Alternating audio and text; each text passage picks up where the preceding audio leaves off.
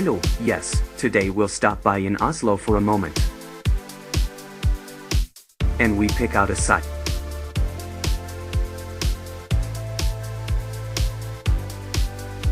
It goes to the Vigelandsparken, in the famous Oslo Sculpture Park.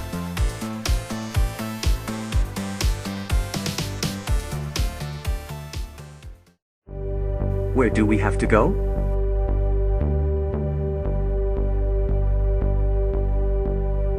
Here is an overview of downtown Oslo. The first arrow points to the entrance to Vigelandspark.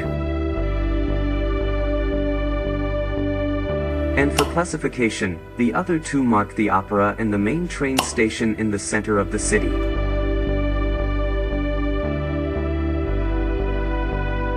Let's zoom in a little.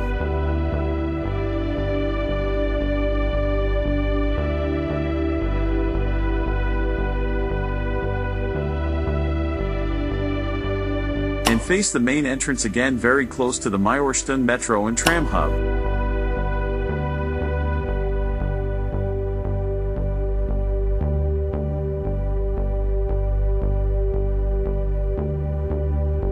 So you can quickly get to Frognerparken and Vigelandsparken.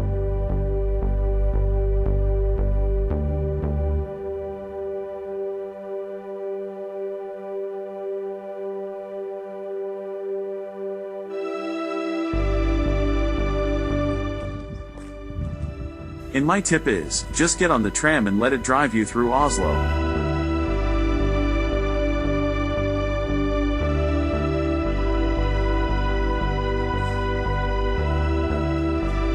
This is how you get nice impressions of the city.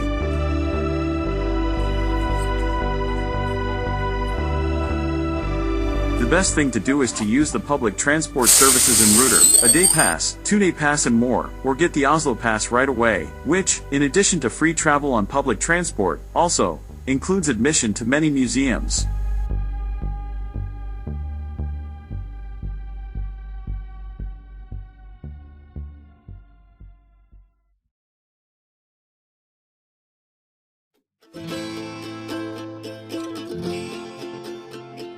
Immediately after the entrance, we notice this gentleman on the right-hand side.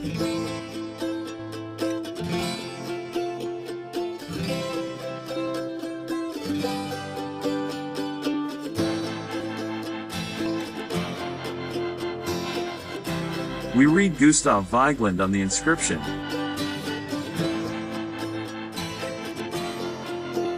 It is of course no coincidence that Mr. Vigeland can be found in the park named after him. More on that later.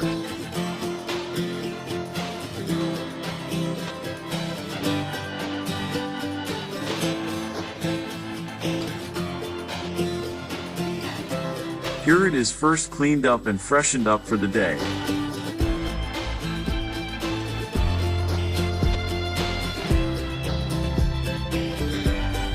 Born in 1869, he died in 1943, as can be read on the pedestal.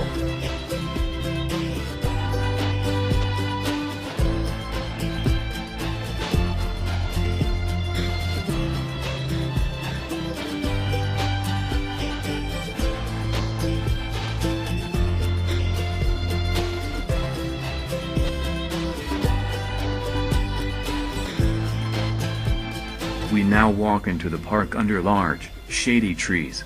The sculpture park is part of a large park called the Frognerpark.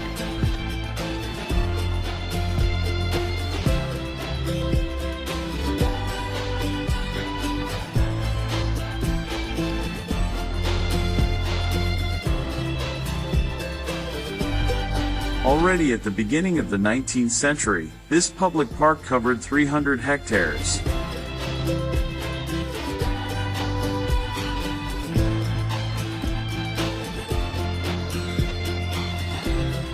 The park also includes an outdoor swimming pool, tennis courts and a stadium.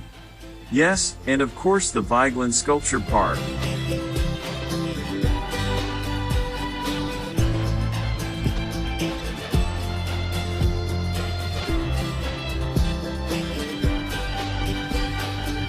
Admission is free and invites the citizens of Oslo to go for a walk, jog, or just relax.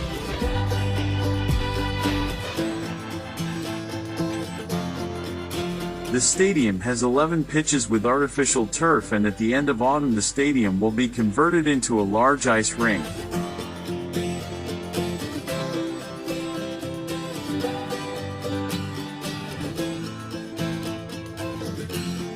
Here we look at the pool and the many tennis courts.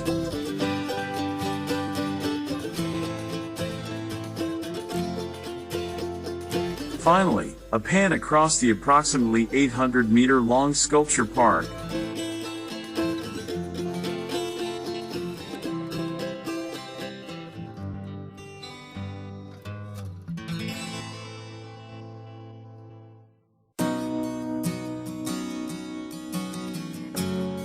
Now we are back in the park and walking towards a bridge with 58 bronze sculptures.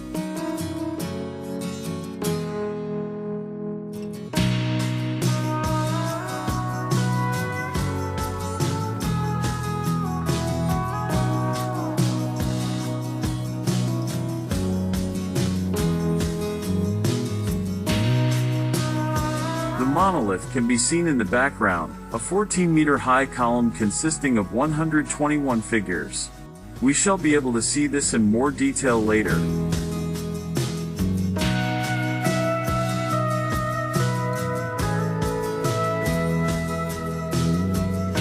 Gustav Vigeland created 212 stone and bronze sculptures for this park.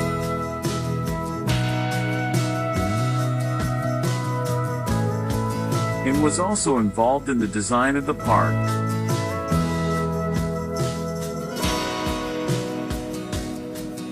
Vigeland transferred the rights to the artworks to the city of Oslo. That sounds very noble, selfless, but also tough.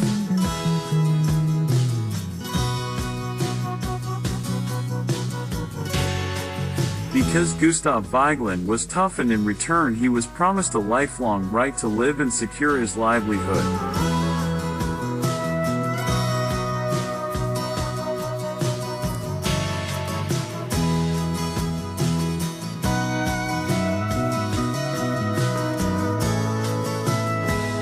That's what I call optimal social security across the board. Who can say that about themselves?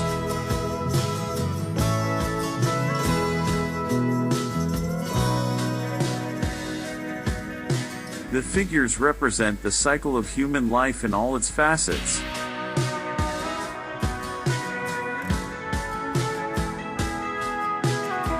Let's look at some characters.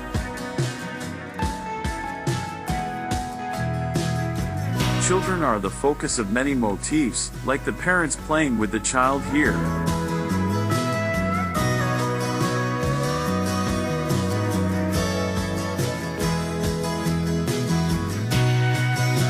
And in complete contrast to this, we are looking at two men fighting each other.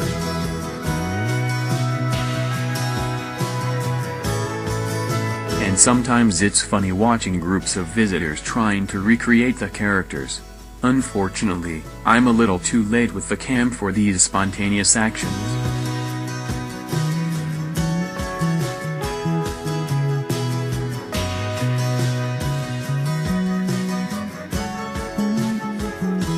Like here in this photo, the batting scene has unfortunately already been played to the end, yes, and everyone is happy and laughing about the successful performance.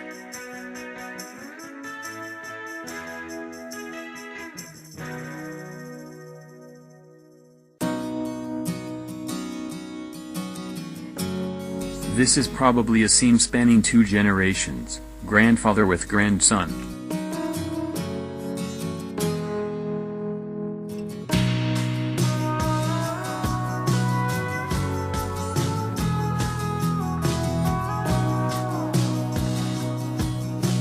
Well, and this is probably the most famous or popular sculpture.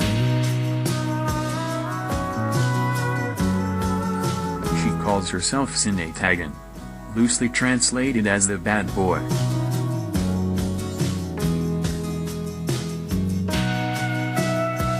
You can clearly see the anger with which he stomps on the ground.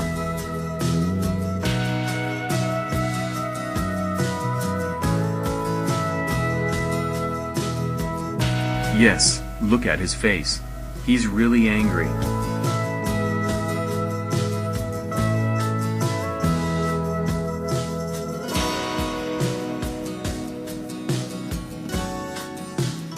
Nevertheless, this sculpture is extremely popular with visitors, as can be seen from his polished hand from the many handshakes.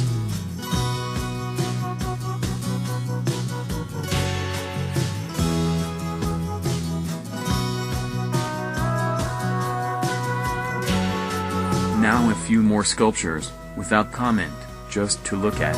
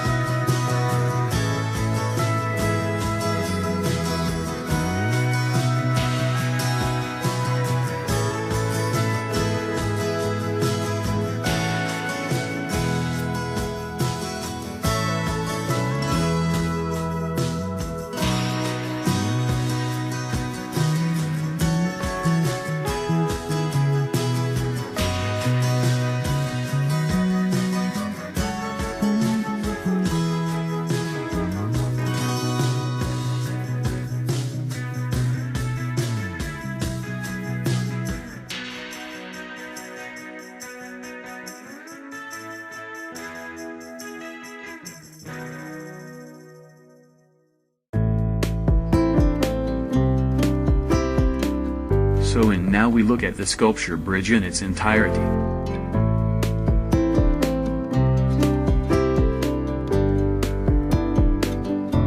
It is very impressive to look at the figures and the whole ensemble.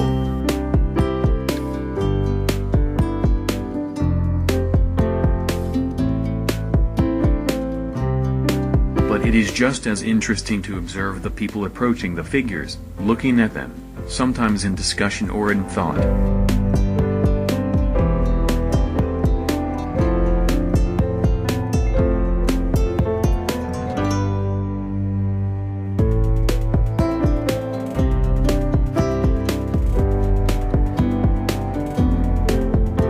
Like this thoughtful man here.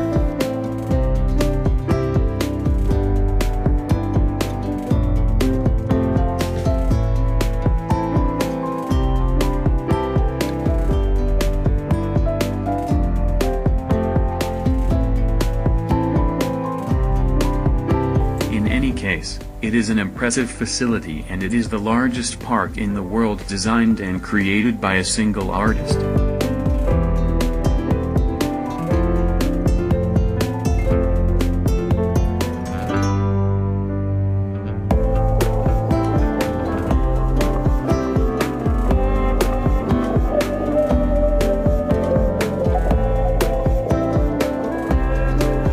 We look at the father playing with his children.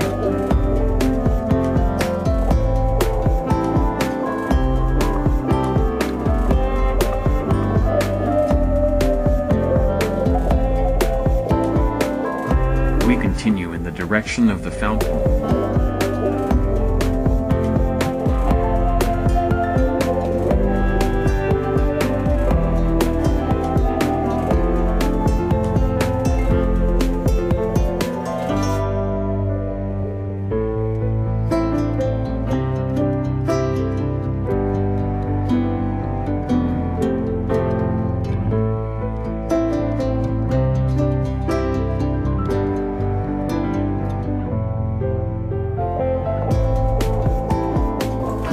bronze trees line the fountain.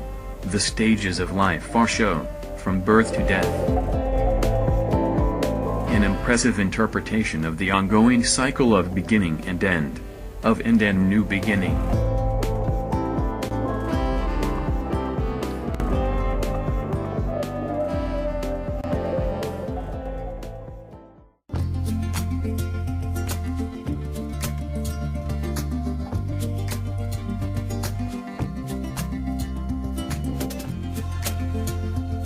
We continue marching in the direction of the monolith.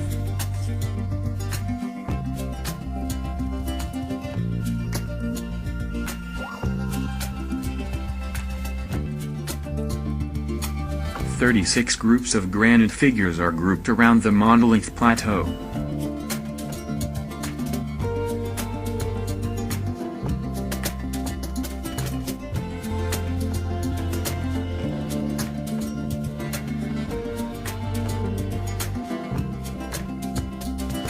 Vigeland's work on this began during the First World War and ended in 1936 after about 20 years.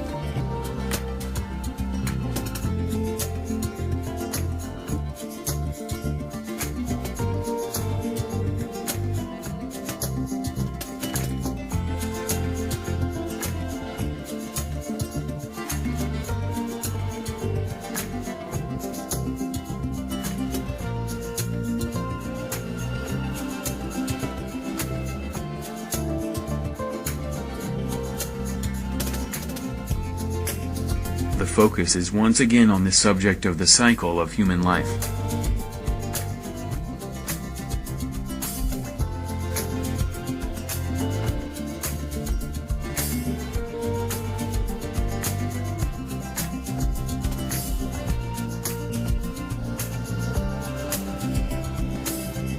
The figures show typical life situations and the relationships between the people.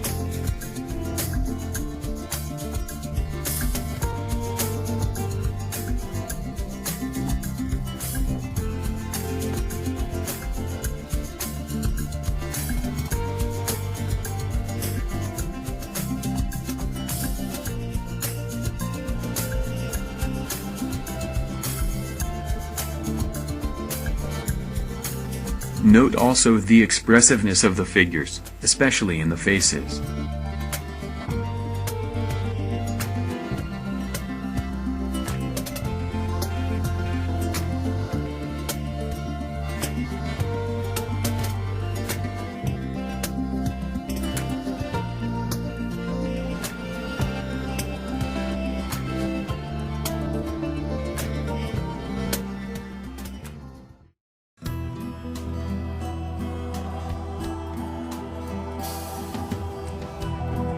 The plateau of the monolith has now almost been reached.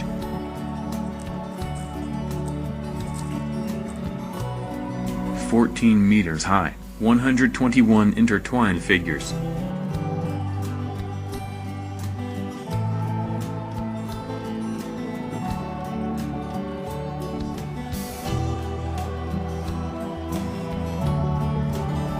The granite block weighed 100 tons.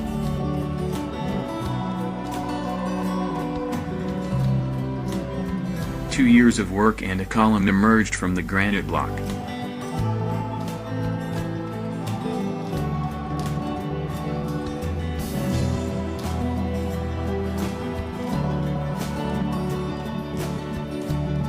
Three stone sculptors created the sculptures in 14 years of work.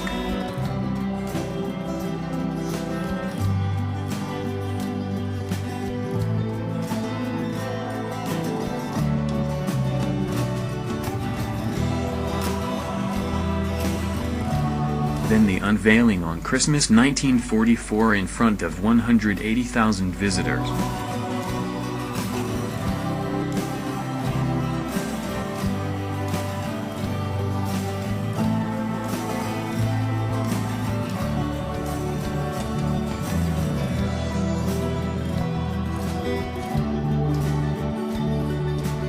And to this day, the monolith and Vigeland Park attract tourists from all over the world.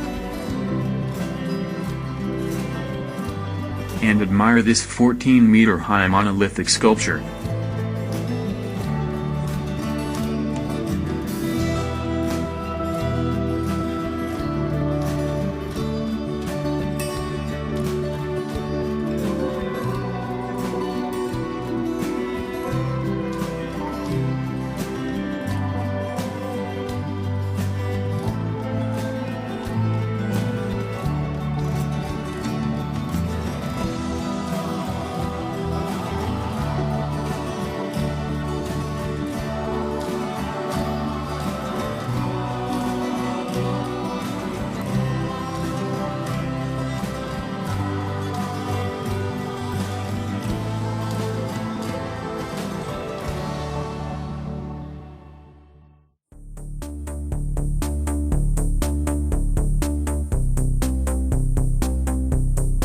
By the way, from the plateau of the monolith you have a wonderful view over the sculpture complex.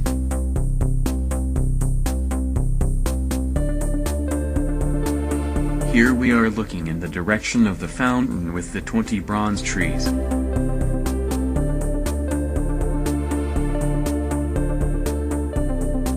But we're not quite at the end of Vigeland Park.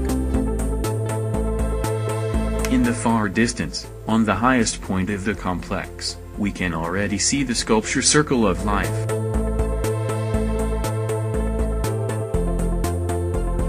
So we descend the stairs, past the granite sculptures.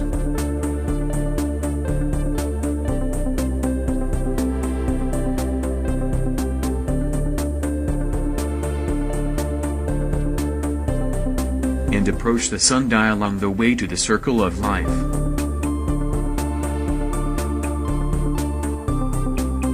And when the sun is shining, the time is of course also displayed.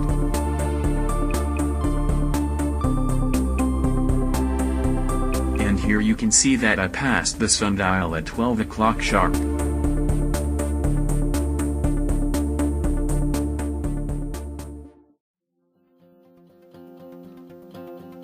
Now we are on the way to the highest point of the complex and want to take a quick look at the Circle of Life.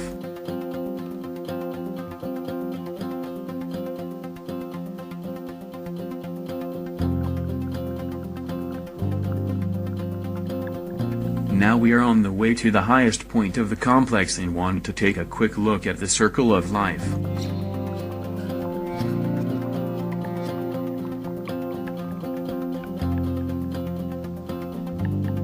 In this sculpture, too, we encounter Vigeland's all-dominant theme, namely that of transience and new beginnings.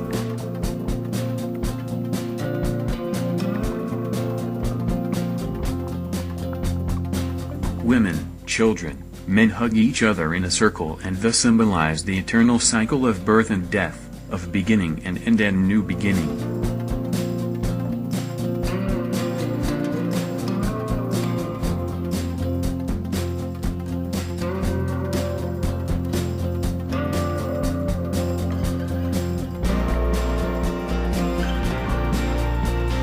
Yes, that was the hike through the Vigeland Park and I hope you liked it a little.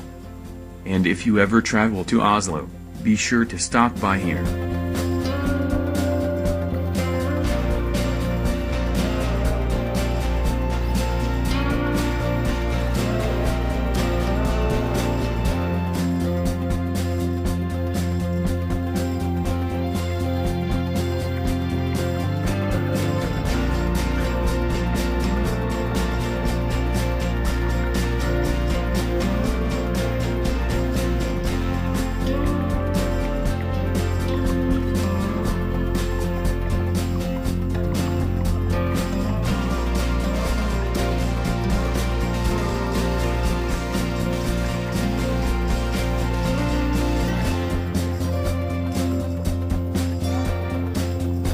Thank you for watching and see you next time.